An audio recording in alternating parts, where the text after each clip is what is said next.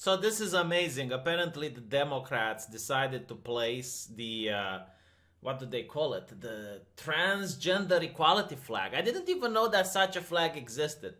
Like I knew about the LGBT LMNOP flag, the rainbow colored one, like that one I knew.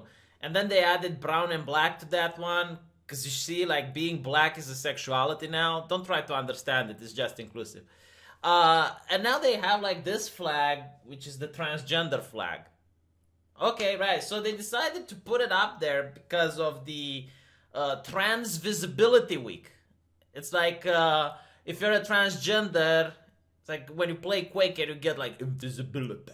Yeah, is that how it works? Like I think I could become trans. I can imagine like the things you could do if you're invisible. Wow. But here's my question: like when do trans people stop being invisible? Like is there like someone that does some studies in order to see like, all right, we applied like this transvisibility week thing year after year after year, and when is it successful? When can we say, right, we succeeded, they're visible? I mean, you have the Democrats now, okay, the highest echelons of the United States governance that are putting this flag. Like, is it not visible? Romanians at this point in America are less visible, if that's the case. I haven't heard a single American politician talk about Romanians this week. I feel invisible. But here's the thing, right? First of all, I'm really glad that they're doing this, because nothing will motivate people who support the military more than to see them mocking people that are missing in actions or people that are prisoners of war. Because this is what they did. They removed that flag, okay? Like people who are MIA and POWs, no, get away. We don't care about you. We care about the transgender people, right? So yeah, like this is what voting is about. Like people don't understand elections isn't just about convincing people to vote for your party. You usually have like the electorate, like a lot of people will vote according to how their parents are voting or their friends or their community. You know, it's like football basically. Like people don't really watch football and see a lot of different teams and then they pick one. No, like they pick one usually because of emotional attachments. It's because the people around them also support that one. That's how it usually works, right? But when it comes to politics, it's the same thing. And most people have to be convinced to go vote. Like, and the way to convince them is to do outrageous shit like this. Like, I don't think you're going to have more transgender people that weren't voting for you before voting for you now because of the flag. But you're going to have like a lot more right-wingers that are supporting the military who find this shit incredibly offensive, especially like people who know other soldiers who are MIAs and POWs that are going to vote. Now, fine, let's talk about this whole transgender thing, which is like baffling. First of all, Donald Trump is the most pro-LGBT Republican that I have ever seen. The guy supported LGBT people before he got elected.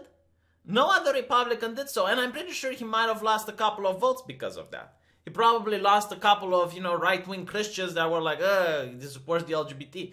And now he's probably bringing a lot of reform to the Republican Party. Like, people are going to be a lot more forward-thinking. I remember back in the days of America where you had, like, these politicians that were incredibly anti-gay. And back then, if you wanted to smear someone, instead of Me Tooing them, you would accuse them of being homosexual. You would accuse them of being gay. And think about this, there's no way of proving that you're not gay. There's literally like, no, you can't do it. So a lot of people were smeared and slandered, with accusations of having been homosexual. You don't see that anymore, right? Like clearly we have advanced in that regard. So what is this nonsense that Trump doesn't like transgender people? Well, it's about the transgender military ban. First of all, these people don't understand. It's not that Trump woke up one day and like, you know what I want to do? I want to fuck with the transgender community. No, the generals instructed him as such. Like there were people that advised him, to issue this ban. And if you think about it from a medical perspective, it makes sense. And let me explain. Why are people with diabetes also banned from the military? And why don't you see the diabetics visibility flag being flown off from the Democrats' office? Huh? Where is the outrage that people with diabetes can't be in the trenches? Because I bet there's more people with diabetes. Don't they deserve to be heroes? Don't they deserve to go into the trenches? It's very simple. It's because of the insulin. People with diabetes require a constant dose of insulin, right? Like, not all of them, obviously, but there are plenty of them who do. So, and they also require a special diet, but it's mostly because of the insulin. Because here's the thing: when you're deployed in some country, and you have the supply lines that are going and providing with the insulin, can be a case where the supply lines are cut, and you can be stuck in a bunker for weeks with no insulin. So this is why diabetics aren't allowed to join the military. Very simple. Now think about the transgender people. Same shit. They need their hormones, and the supply lines have to constantly deliver hormones on the front line.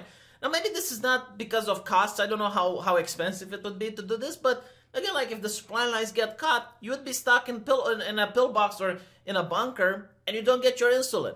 So what happens? Well, when they don't get insulin, they have major side effects. One of them can be major depression. They can end up committing suicide, shooting themselves. The same reason diabetics can't go to war and can't be recruited is the same reason why transgender people can't go to war and can't be recruited. Exactly the same. So why don't you see the Democrats, coming up and going about people with diabetes?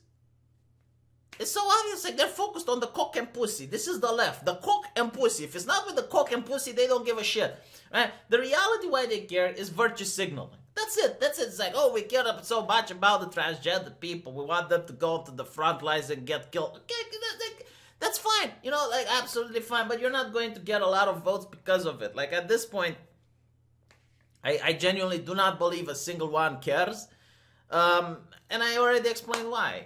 Tell me, why would you think people with diabetics shouldn't go, but transgender people should? This is the same shit. And not to mention, like they keep saying Trump this, Trump that. It was put up to a vote, if I'm not mistaken, and it failed. Like they tried to make a legislation. I think this article talks about it.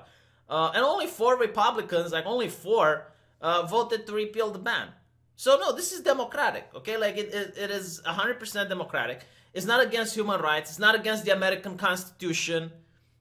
The law is constitutional, right? It's not the tyranny of the majority. No, you got a constitution that defends your God-given rights. Unfortunately, you don't have a God-given right to go to the military.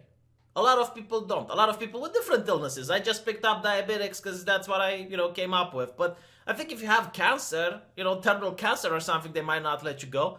There's a lot of other illnesses that if you're deaf, if you don't have perfect vision, they don't let you be a pilot. Like there's so many other illnesses that can also impede you from serving your country. It's unfortunate, but they have to make a certain selection. And all of this is just Fox outrage. That's what it is. But here's the thing, like maybe one day Trump is going to step down after his second term, and someone else, maybe a Democrat, because that's usually how it goes. You get like a Republican and then you get like Democrats. And maybe you'll get a Democrat that comes up and he's going to go, you know what? Oh, discrimination bad. Let's, cut the road. And there's going to be like transgender people that go to the military. That's like, okay. And then there's going to be eventually like this problem. You might have like transgender people deployed somewhere and all of a sudden they don't get their treatment. They're going to come home, they're going to whine to the media, they're going to be like, oh, it was so horrible, I didn't get my hormones, blah, blah, blah. And everyone is going to be, oh my God, oh my God, oh my God, the Americans are so racist. Or sorry, I meant to say transphobic. Is there a difference into transphobia and racism, by the way? I don't think it is. Like, you get fired from both, don't you? You get deplatformed from both. What about between sexism and racism? Is there a difference? Because, oh my God, I'm just noticing this. Between xenophobia and Islamophobia, like, is there a difference? Because the punishment is the same. Getting fired, getting deplatformed. It is the same across the board. Like, it's almost like the sin in the Bible. If you're evangelical, they believe that all sins are equal. Like, that there's not a sin that's bigger than the other. Like, they actually believe this. It's kind of a nonsense, by the way. And I think, like, the Bible can support it. But they believe that murder isn't worse than theft. And it's like, okay, but if that's the case, if you murder someone and they take his stuff, it's looting, it's not stealing, so it's okay. You only commit one sin. Right, it's interesting. Anyway, let me know what you think. If you like my video, please share it around. The YouTube algorithm hates me. You guys sometimes share it around my videos on social media and I get a little bit more views, which is kind of nice. So yeah, I'm going to look forward to hearing from you guys in the comment section.